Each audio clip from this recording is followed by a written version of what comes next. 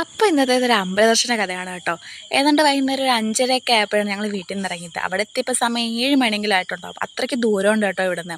അപ്പം ഞാൻ ദേ സാരി കൊടുത്തിട്ടാണ് പോയത്, അതും ഈ ചൂടത്ത്. അങ്ങനെ അമ്പലത്തിൽ അവിടെ എത്തി. നല്ല തിരക്കായിരുന്നതുകൊണ്ട് അത്യാവശ്യം നല്ല ബ്ലോക്കും ഉണ്ടായിരുന്നു. അങ്ങനെ അമ്പലത്തിലെത്തി. നല്ല തിരക്കെന്ന് വെച്ചാൽ നല്ല തിരക്കായിരുന്നു കേട്ടോ. അങ്ങനെ എങ്ങനാണ്ട് തെള്ളിൻ്റെ ഇടയ്ക്ക് കൂടെ കയറി അമ്പലത്തിലൊക്കെ കയറി തൊഴുത് ഇറങ്ങി ഇതേ അവിടുത്തെ പരിപാടിയെ കണ്ടുകൊണ്ടിരിക്കുകയാണ്. അപ്പോൾ ഇതാണ് ശ്രീ കൊറ്റംകുളങ്ങര ശ്രീ മഹാഭഗവതി ക്ഷേത്രം. ചവറയിലാണ് സ്ഥലം. അപ്പോൾ ഞങ്ങളവിടെ ഇവിടുത്തെ മെയിൻ പരിപാടി എന്ന് പറയുന്നത് ഇതാണ്, ചമയവിളക്ക്. ഇതാണ് അവിടുത്തെ നേർച്ച. നമ്മൾ എന്തെങ്കിലും ആഗ്രഹം മനസ്സിൽ കണ്ടിട്ട് അത് സാധിക്കുകയാണെങ്കിൽ അവിടെ പോയി ചമയവിളക്ക് എടുക്കുക. അപ്പോൾ ഇതാണ് അവിടുത്തെ മെയിൻ നേർച്ച.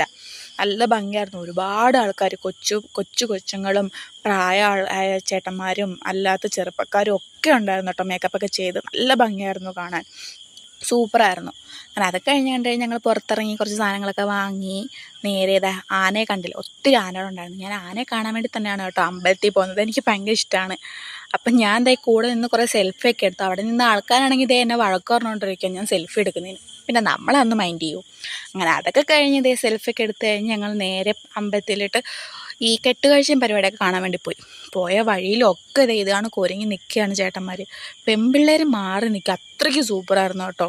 പിന്നെ അതൊക്കെ കഴിഞ്ഞ് പരിപാടി കാണാൻ വേണ്ടി പോയി ഞങ്ങൾ.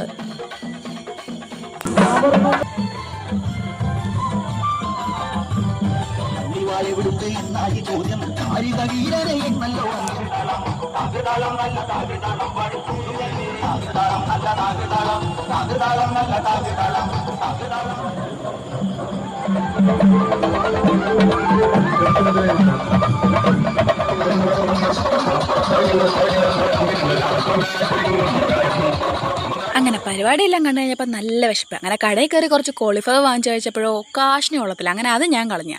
അങ്ങനെ അതൊക്കെ കഴിഞ്ഞ് ഞങ്ങൾ നേരെ വീട്ടിലേക്ക് പോറങ്ങി. ഇപ്പം തന്നെ സമയം 10, 10:30, 11 മണിയങ്ങാണ്ടായി കേട്ടോ. അങ്ങനെ നേരെ കാറിലൊക്കെ കയറി നേരെ വീട്ടിലോട്ട് പോയി. ഏതാണ്ട് വീട്ടിലെത്തിയപ്പോൾ സമയം 12 മണിയങ്ങാണ്ടായിട്ടുണ്ട്. അപ്പോൾ നല്ല പരിപാടിയായിരുന്നു, സൂപ്പറായിരുന്നു. അപ്പോൾ ഇത്രയേ ഉള്ളൂ. ബായ്.